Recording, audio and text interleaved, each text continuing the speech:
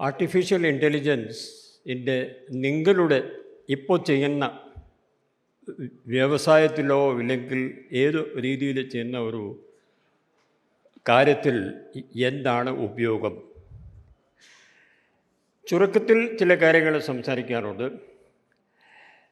Artificial ഇൻ്റലിജൻസിനെ കൊണ്ട് നമുക്ക് ഭയപ്പെടാൻ ഒന്നുമില്ല.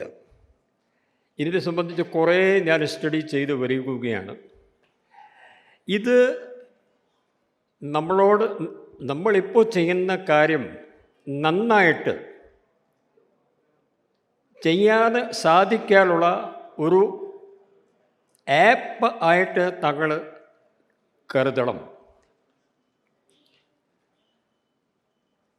ആർട്ടിഫിഷ്യൽ ഇൻ്റലിജൻസ് നിങ്ങളുടെ ചെറിയ രീതിയിൽ നിങ്ങൾ തന്നെ പഠിച്ചാൽ താങ്കൾ ചെയ്ത ബിസിനസ് ഡബിൾ ആവും അല്ലെങ്കിൽ ട്രിപ്പിൾ ആവുന്ന സംശയം വേണ്ട.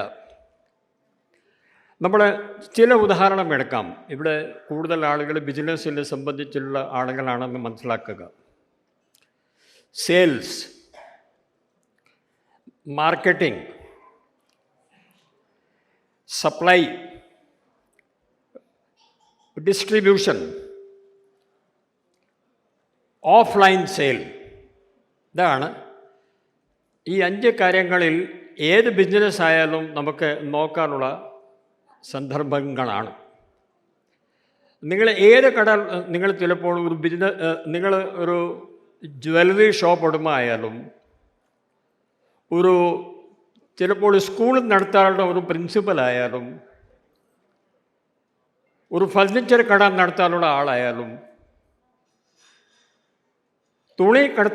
നമ്മളൊരു വലിയൊരു തുണി ഷോറൂമിൻ്റെ ഉടമസ്ഥനായാലും താങ്കൾക്ക് ഈ 4-5 കാര്യങ്ങൾ നോക്കിയേ മതിയാവും. Sale, marketing, supply, distribution.